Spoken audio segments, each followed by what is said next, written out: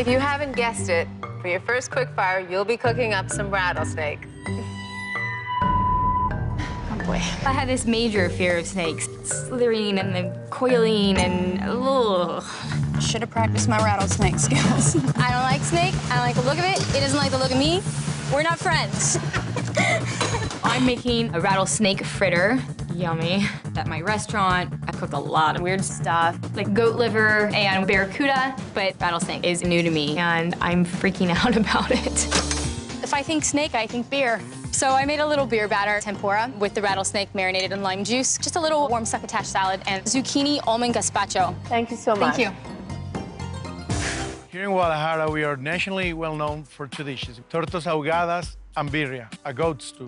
In Spanish, chivas means goat, and that's the mascot of our team. For your quickfire challenge, we want you to make a dish that celebrates the local team, featuring goat. My initial instinct is to go with the ribs. With chamomile and tropical fruit, I've never cooked with goat ribs. I hope there is enough meat on them for them to actually taste the goat. I have some goat ribs. I pressure cooked the ribs in some chamomile, some guajillo, and pasilla chilies. This is the first time I've had goat rib. They're good, right? Mm-hmm. Why did you use fruit as a garnish with the goat? I wanted to add more sweetness without actually adding so much sugar. Thank you, Brooke. Thank you. Chefs, for your first quickfire challenge in Mexico, we want you to create a dish highlighting the prickly pear. But not just any prickly pear. We want you to feature the one most coveted by chefs, the choconosle. The season for the choconosle is very short, so when we get it, all of us eat it all the time. Growing up in Texas, I've eaten my fair share of cactus, but I've never worked with choconosle. The flavor is so tart. You really have to be careful to balance it right. Check out the setting we're cooking in, May. Can you believe it? I wish I had more time to look at the church. Where's all the protein? It's in the cooler. Good talk, May. I'm just gonna stew some tomatillos with the prickly pear, kind of like a stew with tomatoes and herbs and some cactus, so we'll be vegetarian. It's a big risk to go without a protein, but Mexican cuisine is very vegetable-centric, and I don't want the cactus to get lost in the stew. I want it to be the star. 1 minute, guys.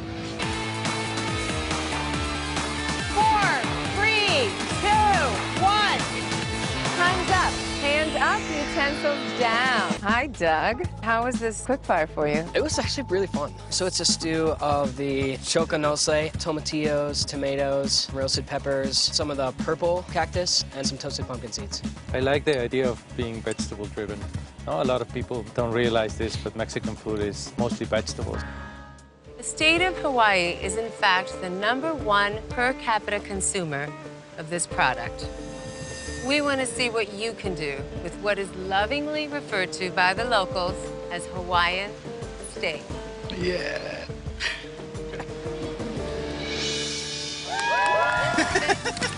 I am not what you would consider a practitioner of Spam. I think I've maybe eaten it once in my life. And for some reason, I didn't feel the need to do any research on Spam before I came to Hawaii, like the home of Spam. Nick, what are you making? Like a Spam pho, but I don't know where it's gonna go. That's as far as I You got. have about 20 minutes to figure that out. I don't want you to think I have an actual game plan in my head. My biggest knock has been under seasoning. The Spam is already over my boundary. Smells good. It's getting there. I ended up making a Spam bouillon with a Spam mushroom and pea ragu. I call it aggressively seasoned. Hi, Nick. What'd you do for us? So I made Spam broth. It's Spam, ponzu, a little bit of pancetta, ton of seaweed, some dried shrimp, some fish stock, and some clam juice. How'd you cook the Spam? Charred on the pan and diced it up, and then fricassee, a little bit of mushroom in there also. Very nice. Thank you. Thank you. Thanks. For your quickfire challenge, we want you to take a second chance at a dish that may not have been your proudest moment. Whether it was a familial fail on holiday, or a major mishap during your early days as a cook, or even here in the competition. We want to taste the lessons you've learned from your mistakes and do it using ingredients from our Second Chance Marketplace. There's so many ingredients out there that often get overlooked, especially the imperfect produce. But you know what? There's so much beauty in these ingredients up here. We have a lot of options to have some fish collars, some chicken feet, wrinkly peppers, and some fresh heels of bread.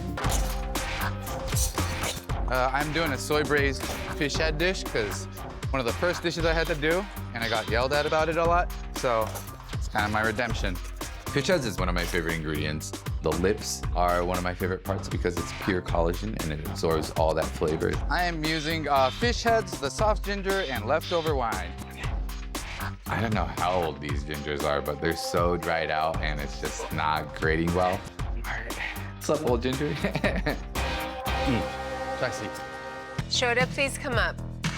I prepared aradaki, which is a soy braised fish head. It's one of the first dishes that I started making. I got yelled at a lot because it was too sweet, it was too salty. What did you braise it in? I used the leftover plum for sweetness and leftover ginger for spice. Thank you so much. Sarah?